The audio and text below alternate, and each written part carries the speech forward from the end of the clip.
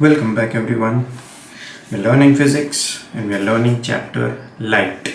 Right, so far we've covered a bunch of topics and I think these are the topics that we have covered. Let's put them aside.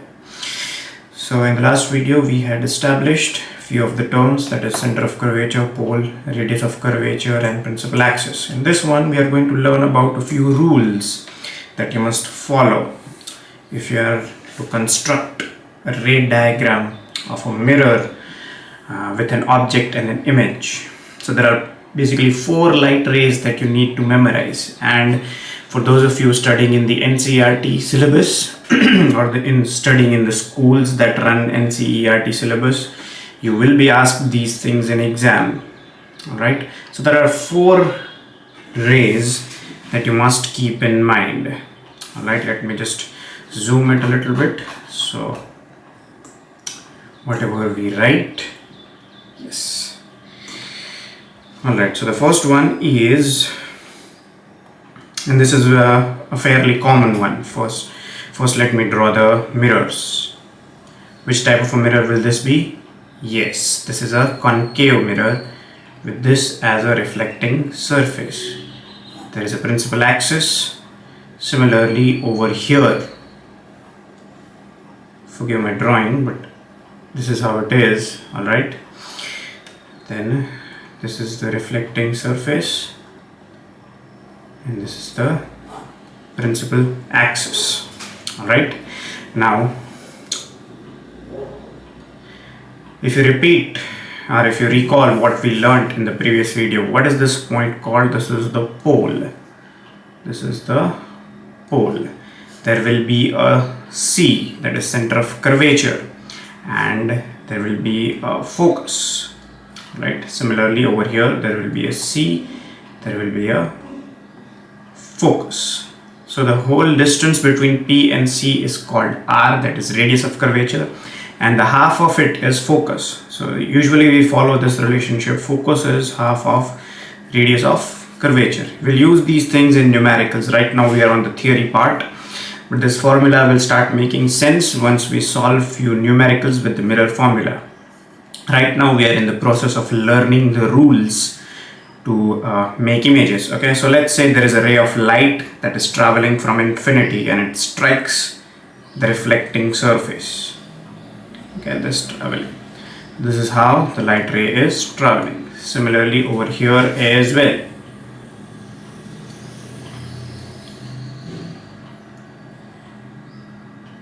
Oh no, this will have to be erased. Sorry for that. Yep. Okay.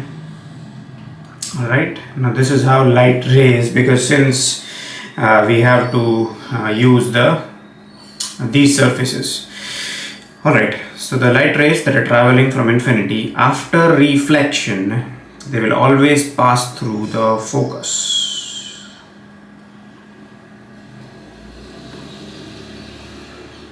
This is the rule. They must always pass through focus. Here the rays will diverge. Let me tell you, like this. They'll not go on the other side, but they will diverge like this.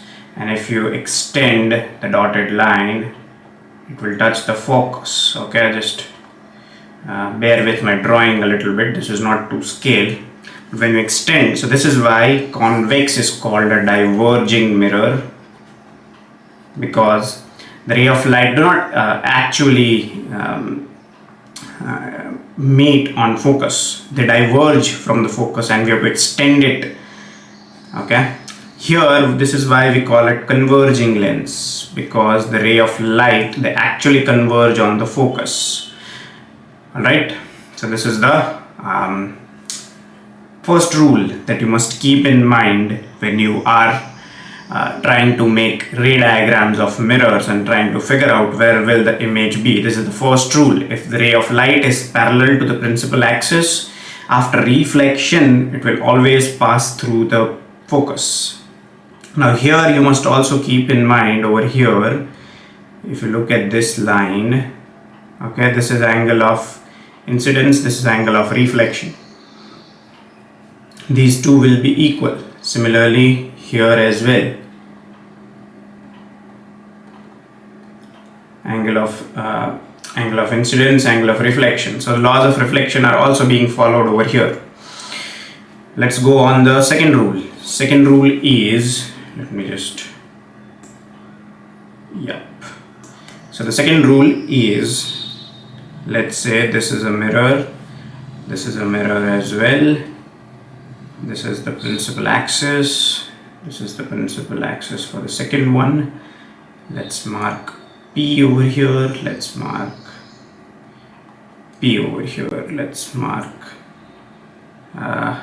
C, let's mark F, this is F, C. Okay, now let's say, for example, the first one was the ray of light was parallel to the principal axis, so after reflection it will pass through focus. What if a ray of light is directly incident on focus? What happens at that time? So at that time, this is the ray of light, it is directly on focus. So here,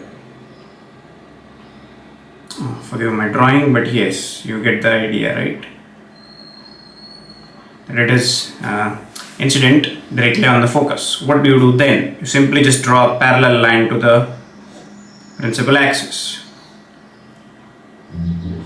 Oh, sorry. I really have to do something about my drawing, but it's too late. I mean, yeah. So it will pass parallel to the principal axis. Even here, okay, if you want to see the laws of reflection, they hold R. The laws of reflection will hold no matter what, I and R. Okay, so this is the second rule, that if it passes directly through focus, it will be parallel to the principal axis. The reverse is also true. If it is parallel to the principal axis, it passes through focus. Now the third rule. The third one is very similar.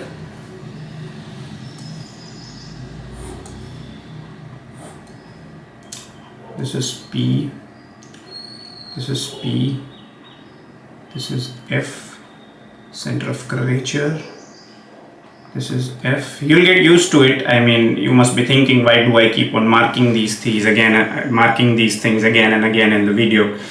But when you practice this ray diagrams, you will also understand that it is important to mark these things.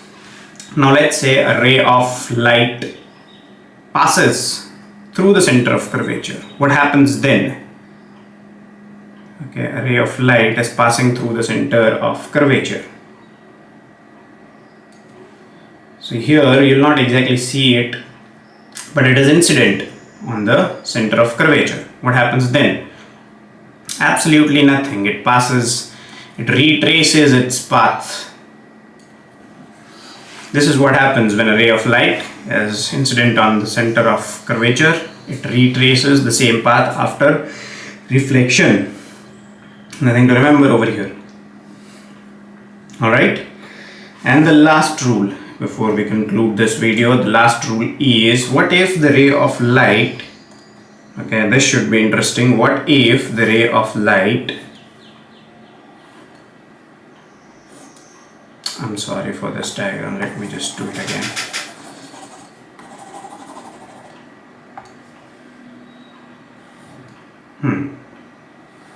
And now it's decent. Okay, this E is concave, this E is convex. It is very important for you to remember these names. Okay, now here we name this as pole. What is pole? It is the center of the spherical mirror. What if a ray of light is directly incident upon pole? Let's say this. What happens then? Okay, it passes obliquely like this. Still the laws of reflection hold. So if a ray of light is incident on the pole, it will return, or it will get reflected obliquely while adhering to the laws of reflection. Now these are the 4 rules that you need to keep in mind when you are trying to make